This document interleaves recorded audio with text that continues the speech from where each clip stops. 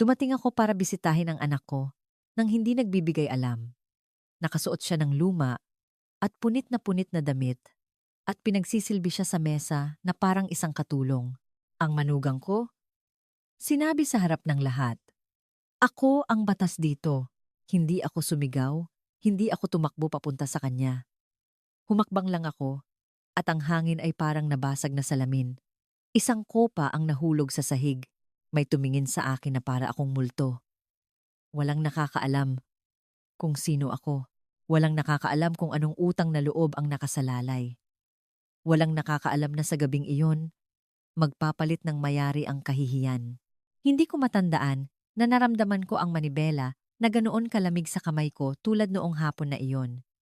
Siguro takot, siguro kutob, o siguro ang katahimikan. 2 linggo nang walang boses ni Marco. 2 linggo nang walang ma o tatawag ako mamaya. Walang awkward na emoji, walang pagod, pero magalang na tono na lagi niyang ginagamit.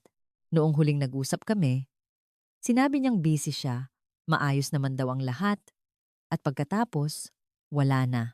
Kahit noong nag-text ako na bibisitahin ko siya, kaya hindi na ako nagabiso. Kaya tinawid ko ang lungsod na nakakuyom ang puso, paulit-ulit na sinasabi sa sarili ko na huwag magpalabis. Ang bahay ay lumitaw sa dulo ng isang private street na may matataas na puno at isang diskretong gate. Hindi ito mukhang kuta, pero iyon ang totoo. Nalaman ko iyon sa paraan ng paghinto ng taxi. Bago pumasok, umubo ang driver, umiwas na tumingin sa akin at sinabing doon na niya ako ibababa.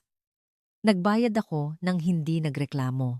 Bumaba ako kasama ang handbag ko, iyon ding dala ko sa loob ng maraming taon, at nilakad ko ang huling mga metro habang nararamdaman ko na bawat hakbang ay naglalapit sa akin sa isang bagay na ayaw kong makita. May tugtog, tawanan, at bulungan ng isang eleganteng party. Pumasok ako at sinalubong ako ng liwanag ng isang malaking chandelier, magagarang damit, maitim na suit, punong-puno ng wine glass. Hinanap ko si Marco sa paningin. Wala siya sa mga bisita. Nakita ko siya sa tabi ng mahabang mesa sa dining area, may hawak na tray. Ang anak ko, na noong bata ay nagtatago sa likod ko kapag natatakot, nakasuot ng kupas na shirt at punit na pantalon. Nakayuko ang mga balikat niya. Naglalakad siya ng mabilis. Nakayuko ang ulo. Nagliligpit ng plato, na parang humihingi ng tawad dahil sa pagiral niya. Walang nagpapasalamat sa kanya. Walang tumitingin sa kanya ng diretso sa mata. "Marco!" Bulong ko. Pero nilamon ng tugtog ang boses ko. Si Sofia ay lumabas mula sa kabilang panig ng sala. Ang manugang ko, walang kapintasan, perpektong ngiti, ang uri ng ngiti na sumisindi sa harap ng iba at namamatay kapag walang nakatingin. Lumapit siya sa isang grupo at, nang hindi binababa ang boses, itinuro niya ang anak ko at sinabing, "Huwag kayong mabahala. Siya ang bahala sa mesa. Ako ang batas dito." May mga tumawa, may nagkunwaring hindi nakarinig. Naramdaman ko na may mainit at mabigat na umaakyat sa dibdib ko. Hindi ako sumigaw, hindi ako umiyak. Humakbang ako, isa lang. Iyon ang sandali nang ang tunog ng nababasag na kristal ay nagpatigil sa tugtog. Isang wine glass ang nahulog sa sahig at nagkapira-piraso. Ang katahimikan ay kumalat na parang mantsa. Isang ubaning lalaki na nakasuot ng maitim na asul na suit ang nakatitig sa akin. Nawalan ng kulay ang mukha niya. Tinitingnan niya ako nang may halong takot at pagkilala na matagal ko nang hindi nakikita. "Ginang Beth," bulong niya. Kinilala ko rin siya. Si Ginoong Eddie Ramos. 18 taon na ang nakalipas. Sa isang gabing maulan, dumating siya sa emergency room na bukas ang dibdib dahil sa aksidente. Walang naniwala na mabubuhay siya. Hinawakan ko ang kamay niya habang nagtatrabaho ang pangkat. Gumawa ako ng mabilis na desisyon noong wala ng oras para magalinlangan. Nabuhay siya at nangakong magbabayad ng utang na loob. Napansin ni Sofia ang pagbabago sa paligid at lumingon sa akin. Ang ngiti niya ay nagduda ng isang segundo bago siya bumalik sa ayos. Inay Beth! Bulalas niya, binuksan ng mga braso. Ang laking sorpresa! Hindi po kayo nagabiso. Hindi ako sumagot.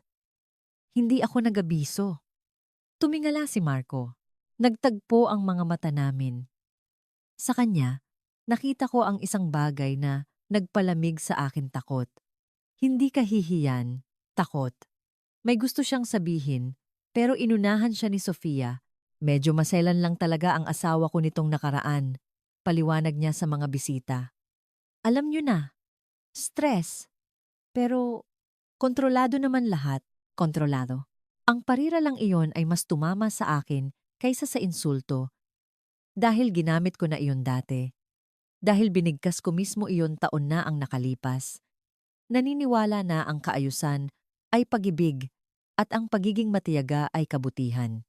Humakbang si Ginoong Eddie papunta sa akin. Nangangatog ang mga kamay niya. Pwede po ba tayong mag-usap? Bulong niya. Kaming dalawa lang. Sinalubong siya ni Sofia nang may bahagyang tawa. Mamaya na lang, Ginoong Eddie. Enjoy niyo muna ang party.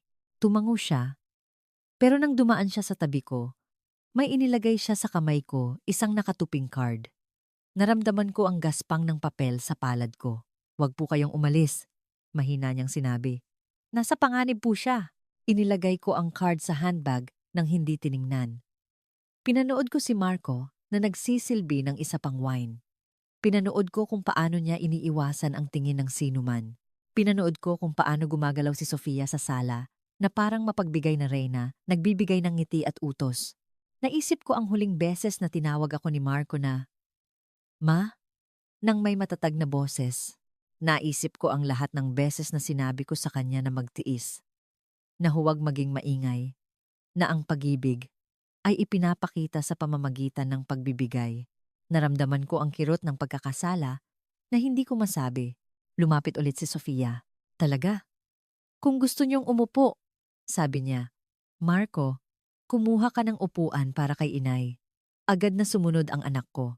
Nang dumaan siya sa tabi ko, bumulong siya nang halos hindi gumagalaw ang labi. Umalis na po kayo, ma. Pakiusap. Hindi ako gumalaw. Nanatili akong nakatayo na tuwid ang likod dahan-dahan humihinga.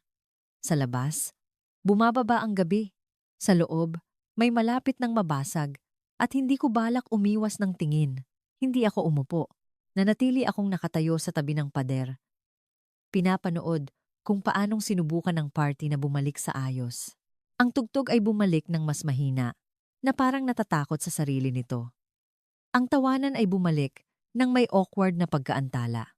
Tumaas ang kopa ni Sofia at nag-toast para sa isang bagay na walang kabuluhan. At sumagot ang mga tao nagpapasalamat sa dahilan para magpatuloy sa pagkunwari na normal. Ako naman, naramdaman ko na ang hangin ay makapal. Puno ng mga tanong na walang gustong magtanong. Sinamantala ko ang unang pagkakataong hindi nakatingin para lumapit kay Marco. May dala siyang pitcher ng tubig ngayon. Nangangatog ang mga kamay niya ng sapat para magtapon ng ilang patak sa tablecloth. Hinarangan ko siya ng dahan-dahan. Anak, sabi ko, ayos ka lang. Hindi siya sumagot. Yumuko siya at umatras na parang suntok ang mga salita ko. Agad na lumitaw si Sofia. Inilagay ang matatag niyang kamay sa braso ni Marco. Love, pumunta ka sa kusina. Utos niya ng may sweet na tono.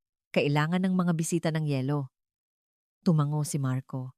Bago siya umalis, tumingala ang mga mata niya ng isang segundo at nakita ko sa kanila ang isang tahimik na pagmamakaawa. Ngumiti si Sofia sa mga naroon na parang kalulutas lang niya ng isang maliit na problema sa bahay. Medyo clumsy siya nitong nakaraan. Paliwanag niya. Stress lang talaga ang dahilan. Clumsy. Isa pang pamilyar na salita. Umalis ako nang hindi nakikipagtalo. Hindi ito ang tamang oras. Nalaman ko taon na ang nakalipas na kapag may gustong magpakita ng kasiraan mo, ang pinakamahusay na tugon ay manood. Naghanap ako ng sulok kung saan makikita ko ang kusina. Ang pinto ay madalas na bumubukas at nagsasara. Papasok at lalabas si Marco. May dalang mga bagay.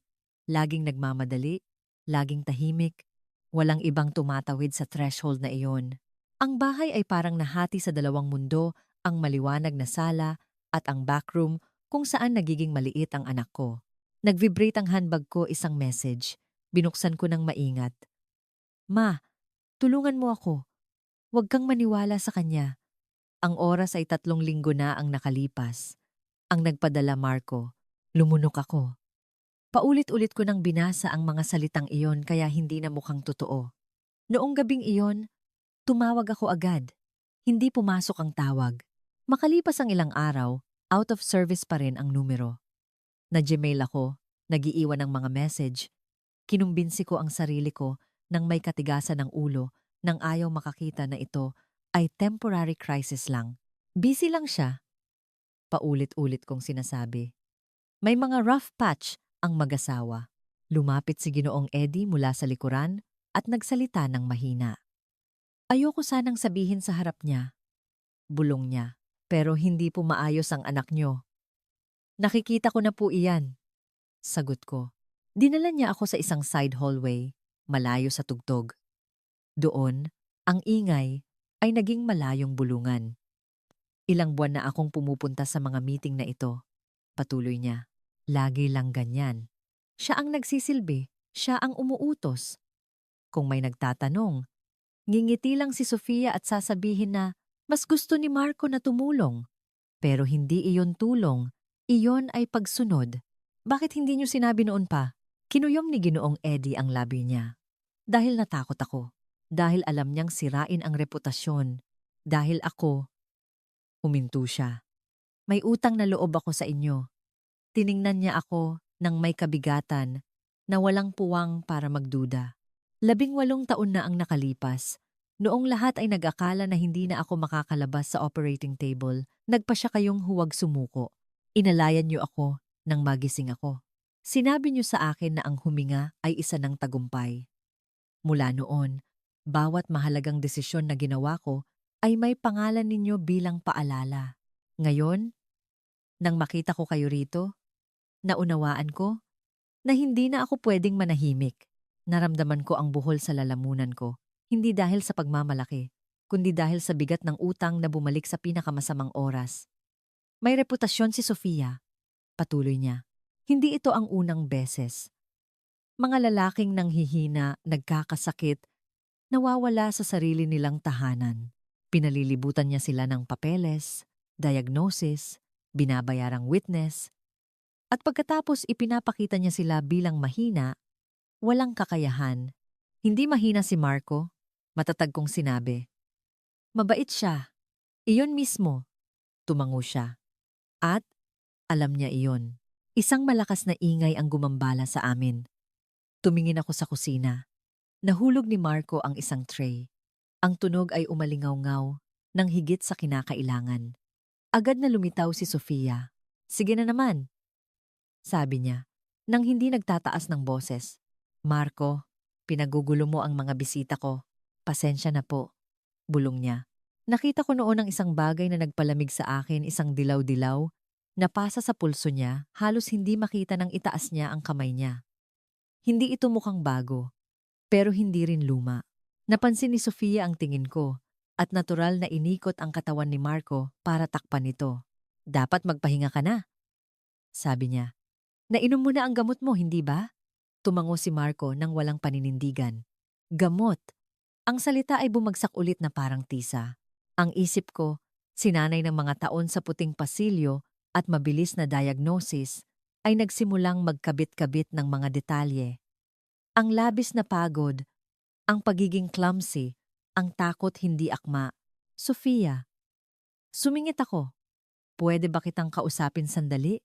Siyempre, sagot niya nang nagliliwanag. Pero mamaya na.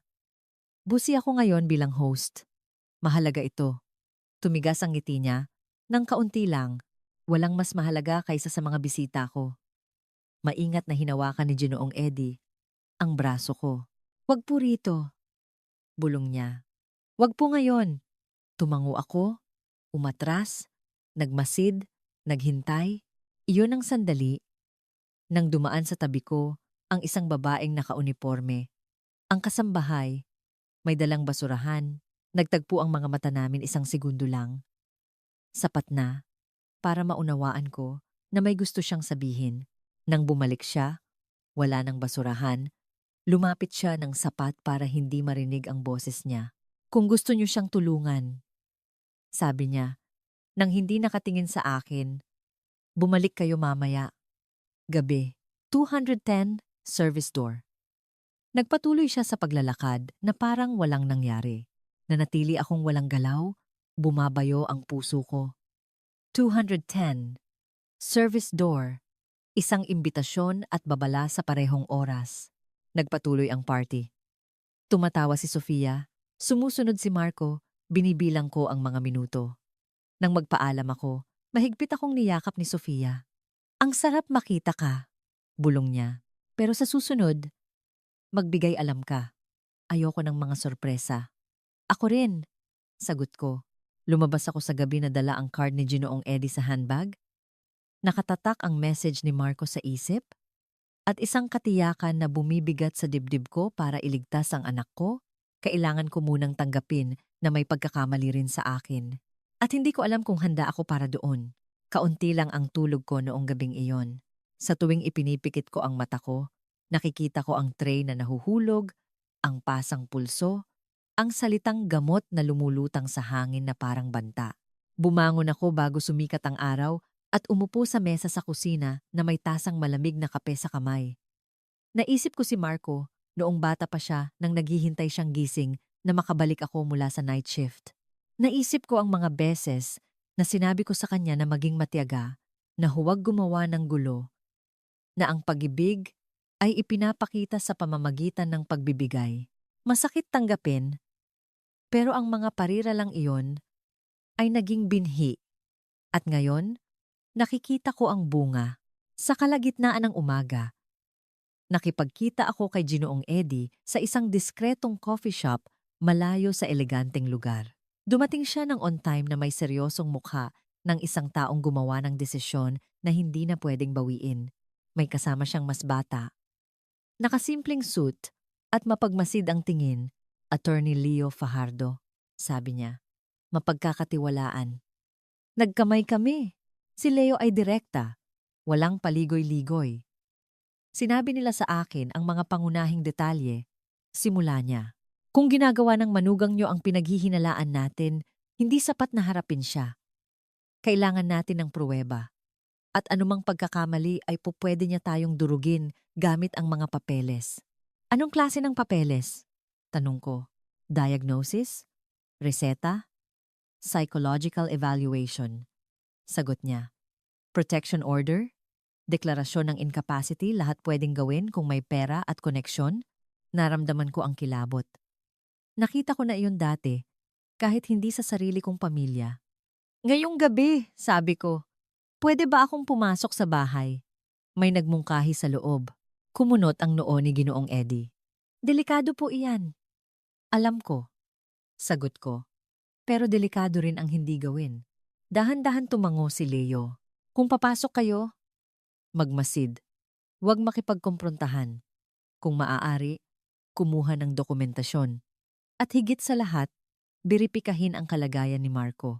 Kailangan kong malaman kung pinapainom siya ng gamot ng labag sa kalooban niya. At kung madiskubre niya ako, lalabas kayo roon nang hindi umaamin ng kahit ano. Sagot niya. At tawagan ako. Bago kami umalis, yumuko sa akin si Ginoong Eddie. Mayroon pa pong isa. Mahina niyang sinabi. May mga kaalyado si Sofia, mga taong nagpoprotekta sa kanya. Kung gagawin natin ito, hindi magiging malinis. Hindi naman talaga, sagot ko. Ginugol ko ang natitirang bahagi ng araw sa paghahanda ng isang maliit na bag. Mga gamit na matagal ko nang hindi ginagamit sa labas ng ospital. Pero ngayon ay tila mas kailangan kaysa kailanman. Paglubog ng araw, umupo ako sa kama at huminga ng malalim.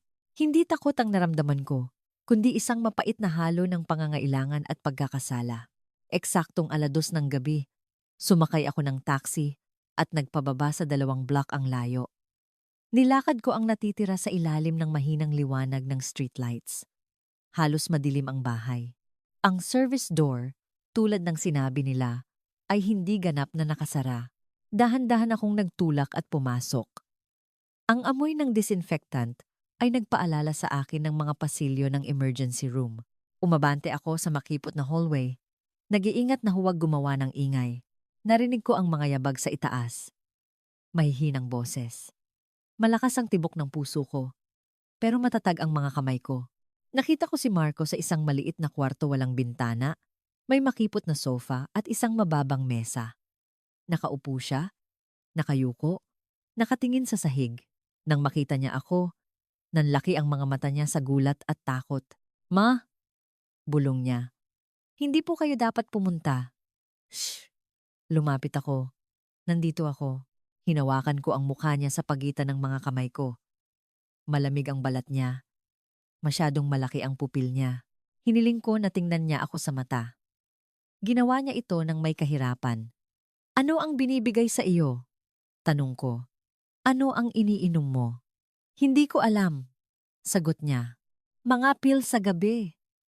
Sabi niya, pampatulog, pampakakalma.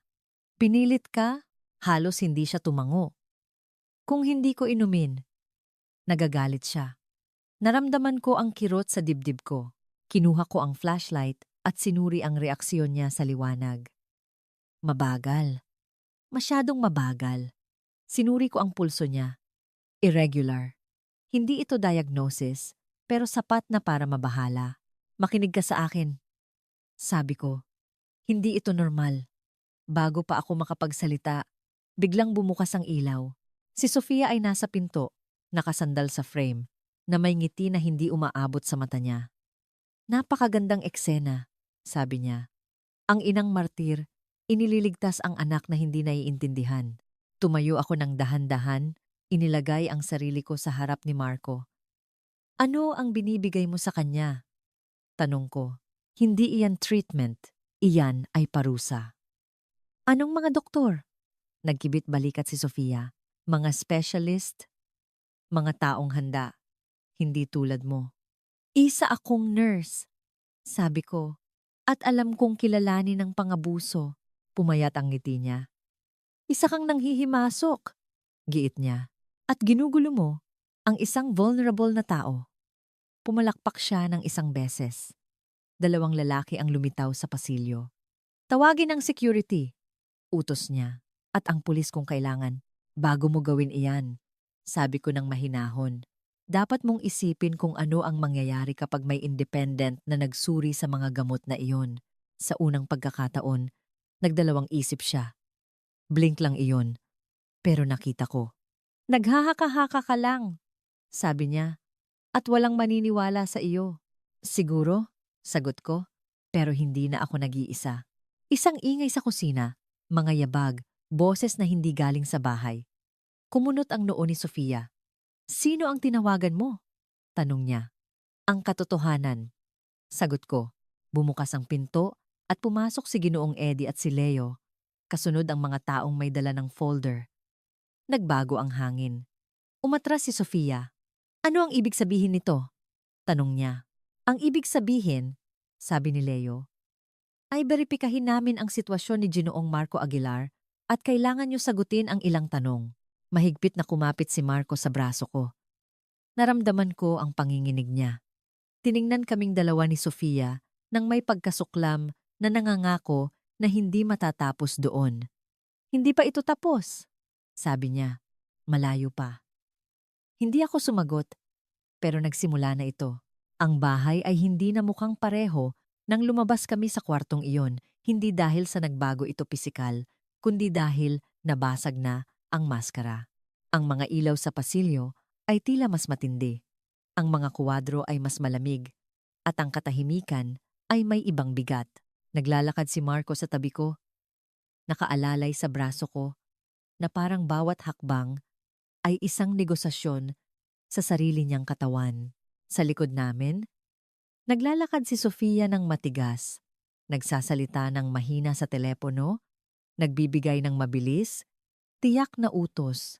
Siya ay isang babaeng sanay na kontrolin ang gulo.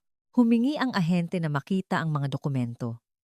Nagsalita si Leo ng matatag, nagbanggit ng mga artikulo, nagpapaliwanag ng mga pamamaraan. Pinanood ni Ginoong Eddie ang lahat ng may pagkaseryoso na parang bawat salitang binibigkas ay isang utang na sa wakas ay nagsisimulang mabayaran. Lumitaw si Manang Fe mula sa kusina. Maputla, magkadikit ang mga kamay, sa harap ng apron. Wala siyang sinabi, pero ang presensya niya ay isang deklarasyon. Hindi pagkakaunawaan. Paulit-ulit ni Sofia. May mga episode ang asawa ko. Ang nanay niya ang nanggugulo. Mas mahigpit na kinuyom ni Marco ang braso ko. Hindi, sabi niya. At ang boses niya ay hoarse na parang matagal na niyang hindi ginamit. Hindi pagkakaunawaan. Tiningnan siya ng ahente ng maingat. Sumasangayon ba kayo sa treatment na natatanggap niyo? Nagdalawang isip si Marco. Naramdaman ko ang mabilis niyang paghinga at pagkatapos na parang may nabasag sa loob, umiling siya. Hindi. Ulit niya. Natatakot ako. Ang salitang iyon ay bumagsak na parang tahimik na bomba. May isinulat ang ahente. Sumulyap sa akin si Leo. At tumango, tumigil sa pagsasalita si Sofia. Tumigas ang mukha niya. Naguguluhan siya. Giit niya. Lagi siyang ganyan. Hindi mas malala kaysa sa sinumang nakatira sa kulungan. Sagot ko ng hindi nagtataas ng boses. Hindi mas malala kaysa sa sinumang kinuha ang telepono, ang susi, ang kalooban. Tiningnan ako ni Sofia ng masama. Wala kang alam sa kasal namin. Alam ko ang nakikita ko, sabi ko. At alam ko ang pinayagan ko nang hindi ko namamalayan. Lumabas ang mga salita bago ko pa napigilan. Pinanood ako ni Leo ng maingat, na parang naiintindihan na hindi lang iyon panlabas na akusasyon, kundi isang pag-aamin. Dinala kami sa pangunahing sala. Tapos na ang party. Walang laman na mga kopa, natitirang tugtog na nakabitin sa hangin. Ang kaibahan sa katatapos lang na nangyari ay brutal. Ipinaliwanag ng ahente na sa ngayon, pwedeng umalis si Marco sa bahay kung gusto niya at magsisimula ang formal na pagsusuri. Nagprotesta si Sofia, nagbanta ng mga abogado, mga judge, mga impluwensiya. Walang gumambala sa kanya, walang sumagot sa kanya. Tiningnan ako ni Marco. Gusto ko nang umalis, sabi niya. Kasama ka. Tumango ako, pero naramdaman ko ang buhol sa tiyan ko. Hindi ito tagumpay, ito ay simula pa lang. Lumabas kami sa madaling araw. Sinalubong ng malamig na hangin ang mukha namin. Huminga ng malalim si Marco, na parang matagal na siyang hindi humihinga. Nagpaalam si Ginoong Eddie ng may pagkamay. Huwag kayong titigil ngayon, sabi niya sa akin. Hindi siya titigil. Alam ko, sagot ko. Sa kotse, nanatiling tahimik si Marco. Hindi rin ako nagsalita. Hindi na kailangan. Ang ingay ng lungsod na gumigising ang pumuno sa pagitan namin. Pagdating sa apartment ko, tinulungan ko siyang umupo sa sofa. Ipinaghanda ko siya ng tsaa. Pinanood ko kung paanong nanginginig pa rin ang mga kamay niya. Ma, sabi niya sa wakas. Pasensya na, hindi ako sumagot agad. Huwag kang mag-sorry. Ako ang nagdala sa iyo rito. Umupo ako sa harap niya. Anak, sabi ko. Pagod ang mga mata niya. Pero naroon siya. Tinuruan kitang magtiis. Patuloy ko. Manahimik. Maniwala na ang pag-ibig ay laging pagbibigay. Akala ko, pinoprotektahan kita. Akala ko pinalalakas kita. Pero iniwan kitang walang kalaban-laban sa harap ng isang tao na nagkamali sa pag-aakala na ang kontrol ay pagmamahal. Yumuko si Marco. Akala ko ganyan talaga ang pag-ibig. Bulong niya. Tulad ng sa bahay. Ang mga salitang iyon ay mas masakit kaysa sa anumang pagrereklamo. Alam ko, sagot ko. At kaya ako nandito para sabihin sa iyo na nagkamali ako. Ang katahimikan ay nanatili sa pagitan namin, mabigat pero tapat. Huminga ng malalim si Marco. Hindi ko alam kung anong mangyayari, sabi niya. Natatakot ako sa gagawin niya. Ako rin. Pag-aamin ko, Pero hindi ka nag-iisa, tumawag si Leo mamaya. Ipinaliwanag niya ang mga susunod na hakbang: independent medical evaluation, protection measure, posibleng reklamo para sa psychological violence at coercion. Walang magiging mabilis, walang magiging simple, aatakihin niya ang kredibilidad mo, babala niya. At ang sa iyo, subukan niya, sagot ko. Hindi na ako titingin sa ibang direksyon. Nagbitin ako at sumandal sa pader. Naramdaman ko ang pagod ng mga taon na bumagsak sa mga balikat ko. Hindi lang iyon ang gabi. Iyon ang kabuuan ng mga nakaraang desisyon, ng mga komportableng katahimikan, ng mga hindi kinuwestiyon na patakaran. Naunawaan ko na ang iligtas si Marco ay hindi nangangahulugan na ibalik siya sa mga bisig ko, kundi ang matutong bumitaw nang hindi umaalis. Sa madaling araw na iyon, habang natutulog siya sa unang pagkakataon, nang walang pil, nanatili akong gising, iniisip ang lahat na puwede pang maging mali.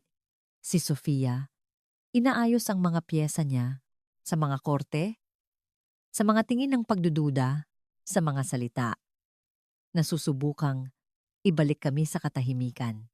Pero naisip ko rin ang salita na binigkas ni Marco takot at ang ginawa niya pagkatapos na sabihin ito ng malakas. Iyon, alam ko, ay simula na. Ang mga sumunod na araw ay gumalaw ng may nakalilitong kabagalan.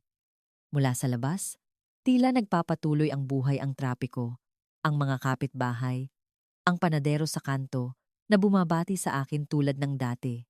Sa loob, bawat minuto ay isang matigas na lubid na malapit ng maputol. Matagal na oras natutulog si Marco, nagigising ng bigla, na parang takot na may aagaw sa kanya mula sa kama. Pinanood ko ang mga kilos niya ng may clinical na atensiyon.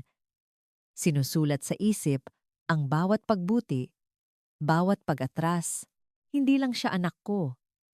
Siya ay isang pasyente na nasugatan ng isang bagay na mas malalim kaysa sa isang diagnosis. Inorganisa ni Leo ang mga unang independent medical evaluation, isang psychiatrist na mapagkakatiwalaan, isang internist, kumpletong pagsusuri sa dugo. Tinanggap ni Marco ang lahat nang may kadalian na masakit sa akin. Minsan, tumitingin siya sa akin na parang humihingi ng pahintulot para mabuhay. Hindi mo kailangang magtanong. Paulit-ulit kong sinasabi, sa iyo ang katawan mo. Tumango siya, pero matagal bago siya naniwala. Hindi nagtagal bago nag-react si Sofia. Dumating ang mga message una, mahinahon, halos magalang. Kailangan ni Marco ng stability. Ginugulo siya ng nanay mo. Pwede natin itong ayusin ng pribado. Hindi sumagot si Marco. Pagkatapos, dumating ang mahahabang email puno ng pagrereklamo, sinundan ng strategic na katahimikan. Pagkatapos, ang pinakamalakas na tama, isang legal na notifikasyon. Gusto niya ng restraining order. Paliwanag ni Leo sa telepono. Sabi niya, kinidnap mo siya. Naramdaman ko ang paggalaw ng sahig sa ilalim ng mga paa ko. Pwede niya bang gawin iyan? Pwede niyang subukan, sagot niya. At gagawin niya. Noong gabing iyon, nagkaroon si Marco ng krisis. Naglalakad siya ng pabalik-balik sa apartment. Kinukuyom ang sentido niya. Tama siya, sabi niya. Masyadong marami ang lahat ng ito. Sisirain niya tayo. Hinawakan ko siya sa balikat. Tumingin ka sa akin. Pakiusap ko. Humiga ka kasama ko. Ginawa niya ito kahit nahirapan siya. Nang huminahon na siya, bumagsak siya sa upuan. Pagod. Ayoko nang bumalik doon, bulong niya. Pero ayoko ring makipaglaban. Minsan, sabi ko ng maingat, ang hindi pakikipaglaban ay isa ring uri ng pagsuko. Tumahimik siya. Alam kong naiintindihan niya. Kinabukasan, tumawag si Leo ng may tensiyon sa boses. May problema tayo, sabi niya. Si Sofia. Nagsumite siya ng signed medical na dokumento. Sinasabi na may disorder si Marco na nakakaapekto sa kakayahan niyang magdesisyon. Peke iyan, sagot ko. Alam ko. Alam ko rin, sagot niya. Pero sa papel, mabigat iyan. Nagbitin ako at tumingin sa bintana. Naisip ko si Sofia. Nakaupo sa isang eleganteng opisina, nagbibigay ng ngiti at folder. Naisip ko ang pagiging matiyaga niya, ang pagkalkulan niya, hindi isang pagsabog ang nagbabanta sa amin, kundi isang mabagal na pagbaha. Ma, sabi ni Marco sa likod ko, kung magpapatuloy pa ito, mababasag ako. Humarap ako. Nakita ko sa mukha niya ang ibang bagay, hindi lang takot, kundi pagod. Kung gayon, hindi natin hahayaang magpatuloy pa ito. Sagot ko. Tinawagan ko si Ginoong Eddie. Pumayag siyang makipagkita sa akin sa hapon ding iyon. Sinalubong niya kami sa bahay niya, isang lumang konstruksyon. Simple, malayo sa marangyang luho. Umupo kami ng magkaharap na may pitcher ng tubig sa pagitan namin. Pupunta siya hanggang sa huli. Sabi niya, kilala ko siya. Kami rin, sagot ko. At hindi kami pwedeng maghintay hanggang sa maging hindi na mababawi ang pinsala. Huminga ng malalim si Ginoong Eddie. May isang bagay na hindi ko nasabi sa inyo noon. Pag-aamin niya.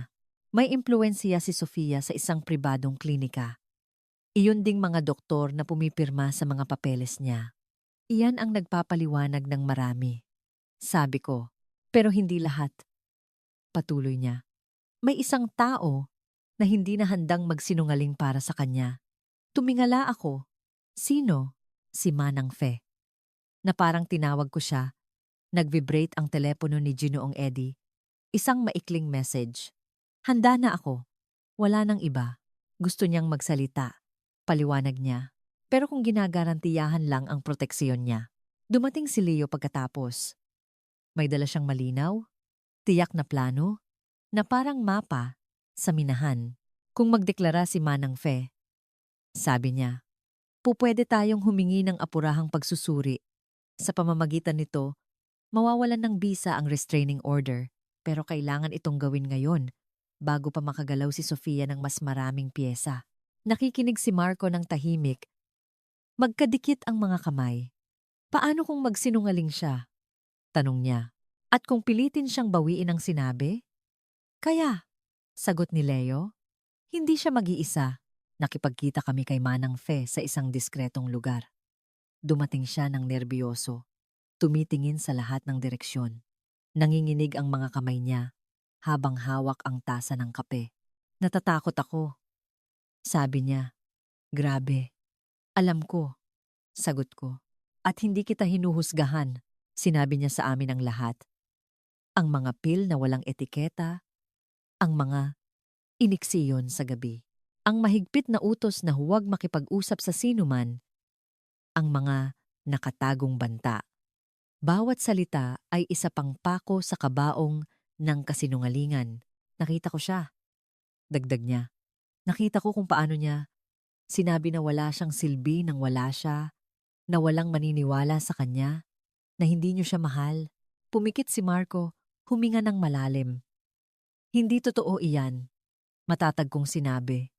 Kailanman, pinirmahan ni Manang Fe ang deklarasyon ng nanginginig ang kamay.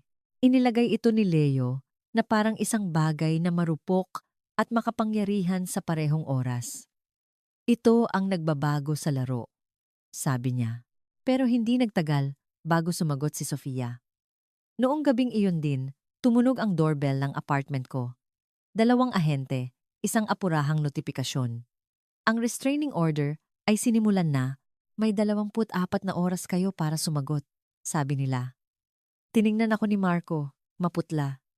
Ngayon na o kailanman. Bulong niya. Tumango ako, kinuha ang telepono at denial si Leo. Sige na, sabi ko sa kanya. Lahat na. Nagbitin ako at niyakap ang anak ko. Naramdaman ko ang mabilis niyang paghinga, ang matigas niyang katawan, anuman ang mangyari. Sabi ko sa tainga niya, hindi ka nag-iisa at hindi ka naluluhod sa sinuman. Sa labas, ang gabi ay nagsara na parang kamao. Sa loob, sa unang pagkakataon, hindi kami umatras. Ang korte ay nagising ng kulay abo, na parang nagpasya ang lungsod na pigilan ang paghinga nito. Dumating kami ng maaga. May dalang makapal, maayos na folder si Leo na may kulay na tab. Naglalakad si Ginoong Eddie sa tabi namin nang may matatag na hakbang. Si Marco ay umabante nang bahagya sa likod ko, tuwid pero tense. Naramdaman ko ang bigat ng bawat tingin sa pasilyo, na parang alam ng lahat na isang bagay na mas malaki kaysa sa isang file ang pinaglalabanan doon. Dumating si Sofia ng on time. Light suit, perpektong buhok, ang kapanatagan ng naniniwala na sa kanya ang teritoryo. Bumati siya sa ilang tao sa pangalan nila, ngumiti. Nang makita niya kami, yumuko siya ng kaunti isang matalas na paggalang. Magandang umaga, sabi niya. Sana ay malinawan na natin ang hindi pagkakaunawaan na ito ngayon. Hindi sumagot si Leo. Pumasok kami sa kwarto. Humingi ng kaayusan ang hukom. Tumigil ang bulungan. Kinuha ni Sofia ang unang salita. Nagsalita siya tungkol sa pagmamalasakit, pagmamahal, isang pagod na asawa na ginawa ang lahat para suportahan ang isang hindi matatag na lalaki. Nagsumite siya ng mga ulat, diagnosis, mga pirma, sa papel. Si Marco ay tila isang problema na kailangang pamahalaan. Pinanood ko ang mukha ng hukom. Maingat, maingat. Pinanood ko si Marco. Hindi na nanginginig ang mga kamay niya.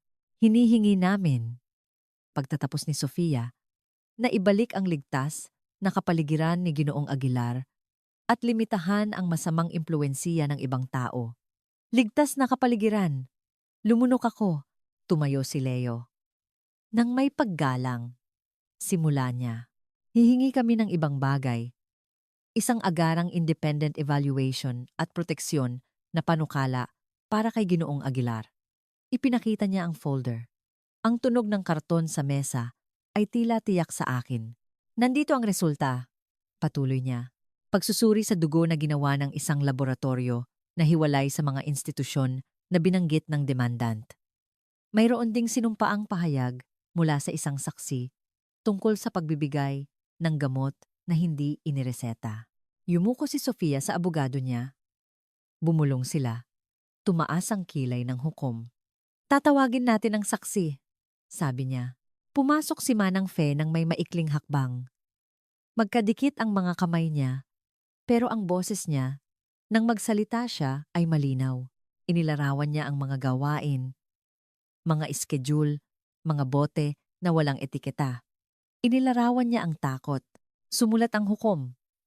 Si Sofia ay umiling hindi makapaniwala na parang iyon ay isang hindi magandang dula. Bukod pa rito, dagdag ni Leo, hinihingi namin na pakinggan si Ginoong Aguilar. Tiningnan ng hukom si Marco. Gusto mo bang magpahayag? Tumayo si Marco. Nang dahan-dahan, huminga. Nang magsalita siya, hindi siya nagsalita para mangumbinsi, kundi para sabihin ang katotohanan. Hindi ako walang kakayahan, sabi niya. Natatakot ako. Takot na bumalik sa isang bahay kung saan hindi ako makapagdesisyon kahit kailan matutulog. Takot sa gamot na kumukuha sa boses ko. Takot na walang maniniwala sa akin. Tumayo si Sofia. Teatro lang ito, bulalas niya. Minanipula siya. Inangat ng hukom ang kamay niya. Nagpatuloy si Marco. Hindi ako kinidnap ng nanay ko. Inalis niya ako sa isang lugar kung saan hindi na ako tao. Katahimikan. Huminga ng malalim ang hukom dahil sa mga ipinakita, sabi niya. Iniutos ang isang independent medical evaluation at sinuspinde ang mga hinihinging panukala hanggang sa may bagong notisya. Namutla si Sofia sa unang pagkakataon. Hindi ito hustisya, sabi niya. May karapatan ako. May karapatan kayong sumagot. Putol ng hukom. Tulad ng lahat, lumabas kami sa kwarto nang hindi nagdiriwang. Walang pumalakpak. Sa labas, ang hangin ay tila mas magaan. Ngumiti ng bahagya si Leo. Hindi ito magtatapos ngayon, babala niya. Pero gumalaw ang lupa. Lumapit si Ginoong Eddie kay Sofia. Nagsalita sila ng mahina. Hindi ko narinig ang mga salita, pero nakita ko ang tigas ng kilos niya. Pagkatapos, umalis siya nang hindi tumitingin sa amin. Ang mga sumunod na linggo ay isang hanay ng mga appointment, pagsusuri, pagdinig. Kinumpirma ng mga resulta ang alam na namin sedative na binigay ng walang tamang indikasyon, hindi magkakaparehong dosis. Binagong record. Sumagot si Sofia nang may mga pinagkukunang yaman, mga pahayag, mga pahiwatig. Isang hapon, naglakad kami ni Marco sa parke. Nagsisimula ng kulayan ng taglagas ang mga dahon. Natatakot pa rin ako, sabi niya. Minsan, nagigising ako iniisip na lilitaw siya. Ang takot ay hindi biglang nawawala. Sagot ko, natututo kang lumakad kasama ito nang hindi ka itinutulak. Tumigil siya. Tiningnan ako. Gusto ko ng isang bagay. Sabi niya, hindi umuwi sa iyo. Hindi. Kailangan kong mabuhay mag-isa. Naramdaman ko ang tusok at pagkatapos, naunawaan ko. Sige, sabi ko, magiging malapit ako. Hindi nakadikit. Ngumiti siya, nagpapasalamat. Ang araw na dumating ang pinal na notifikasyon, binasa ko ito ng 2 beses. Proteksisyon, napanukala na aprubahan, pagbabawal ng kontak, patuloy na imbestigasyon. Hindi ito malinis na pagtatapos. Pero ito ay isang ligtas na simula. Noong gabing iyon, nagluto si Marco. Pinili niya ang resip, naghanda ng mesa. Kumain kami ng dahan-dahan. Nakikipag-usap tungkol sa maliliit na bagay. Nang magpaalam, mahigpit niya akong niyakap. Naiwan akong mag-isa sa pasilyo na may bagong pakiramdam sa dibdib ko. Hindi ito tagumpay. Ito ay isang bagay na mas marupok at mas totoo. Ang kalayaan, naunawaan ko, ay hindi laging dumarating ng may ingay. Minsan, dumarating ito ng may matatag, tahimik na hakbang, kapag may nagdesisyong hindi naluluhod ulit. Nagsimulang umayos ang oras sa ibang paraan, hindi dahil nabura ang nakaraan, kundi dahil hindi na ito ang nagkokontrol ng lahat. Lumipat si Marco sa isang maliit, maliwanag na apartment, may mga bintana na nakaharap sa isang tahimik na kalye. Sinamahan ko siya sa unang araw. Tumulong ako sa paglagay ng mga plato sa cabinet, nagsabit ng simpleng kurtina. Umalis ako bago maggabi. Gusto kong gawin ito ng tama maging naroon nang hindi nakikialam. Ang mga sumunod na linggo ay nagdala ng mga pagsulong at pag-atras. May mga gabi na tumatawag sa akin si Marco dahil hindi siya dalawin ng antok at ang ulo niya ay puno ng lumang boses. May mga umaga na maaga siyang bumangon para maglakad mayabang sa isang gawain na sa kanya lang. Natuto siyang magsalita ng hindi ng malakas. Natuto siya. Higit sa lahat, na huwag humingi ng tawad dahil sa pagiral niya.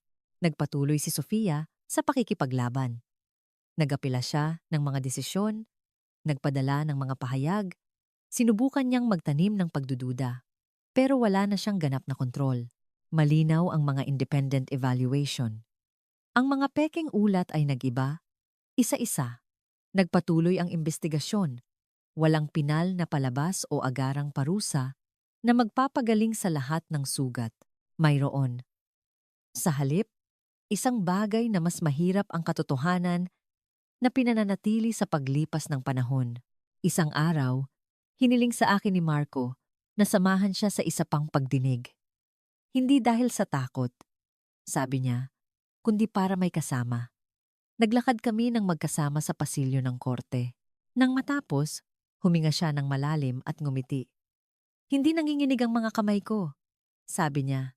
Noon, oo, iyan din ang paggaling, sagot ko. Umupo kami sa isang bench sa labas. Mainit ang sikat ng araw. Naisip ko kung ilang beses ko ikinalito ang katahimikan sa kapayapaan, ang pagsunod sa pag-ibig. Naisip ko ang lahat na hindi ko alam gawin, at sa unang pagkakataon, hindi ako umiwas sa refleksisyong iyon. Ma, sabi ni Marco, kailangan kong sabihin sa iyo ang isa pa. Tiningnan ko siya, naghintay. Hindi ko alam kung isang araw ay titigil akong maging galit sa nangyari. Patuloy niya, sa ginawa niya sa akin, sa pinayagan ko at pati na rin sa natutunan ko sa bahay. Tumango ako nang hindi gumagambala. Pero ang makita kang kilalanin ito, huminto siya. Ang makita kang magbago ay tumulong sa akin na huwag matrap doon. Naramdaman ko ang basa sa mata ko, hindi dahil sa ginhawa, kundi dahil sa responsibilidad na tinanggap. Hindi ako dapat perpekto sa iyo. Dapat akong maging tapat. Noong gabing iyon, Kumain kami nang magkasama sa apartment niya. Siya ang nagluto, siya ang pumili ng tugtog. Inayos niya ang mesa nang hindi nagmamadali. Nang magpaalam ako, huminto ako sa pinto. Gusto kong sabihin ang isang bagay na mahalaga at hindi ko mahanap ang tamang parirala. Nabasa ni Marco ang kilos ko. "Huwag kang mabahala," sabi niya. "Ayos lang ako at kung hindi man, hihingi ako ng tulong." Bumaba ako sa hagdanan ng magaan ang puso. Sa labas, ang lungsod ay nagpatuloy sa karaniwan nitong ingay walang pakialam sa maliliit naming tagumpay. Naglakad ako ng ilang block at naisip si Manang Fe na nakahanap ng bagong trabaho malayo sa takot. Naisip ko si Ginoong Eddie na nagbayad ng utang niya hindi sa pera, kundi sa tapang. Naisip ko si Leo, ang pagiging matiyaga sa mga proseso, kung gaano kahirap panatilihin ang katotohanan kapag hindi na ito balita. Naisip ko rin ang sarili ko. Ang babaeng ako, na kumbinsido na ang pagmamahal ay direksyon, sa kung sino ako ngayon, natututo na sumama, nang hindi nagkokontrol, hindi lahat naayos, hindi lahat napapatawad. Pero ang ilang kwento ay itinutuwid kapag may naglakas loob na tumingin ng diretsyo at sabihing, nagkamali ako. Bago ako umuwi, tiningnan ko ang telepono. Isang message mula kay Marco. "Salamat po para sa ngayon." Ngumiti ako, inilagay ang telepono, huminga. "Kung nakarating ka hanggang dito, gusto kong may sabihin sa iyo nang may parehong katapatan na ginamit sa pagsasalaysay na ito. Minsan, ang pinakatahimik na drama ay nangyayari sa loob ng pamilya. Minsan, ang karahasan ay hindi sumisigaw. Pumipirma ito ng mga papeles. Minsan, ang pagmamahal ay nangangahulugan na bitawan ang kontrol at ibalik ang boses. Kung tinamaan ka ng kuwentong ito, kung napaisip ka tungkol sa isang taong mahal mo o sa sarili mo, ang pagbabahagi ay isa ring uri ng pagbasag sa katahimikan. Mag-subscribe para hindi mo ma-miss ang mga susunod at samahan mo kami sa landas na ito ng pagtingin ng diretsyo at pagpapatuloy ng magkasama.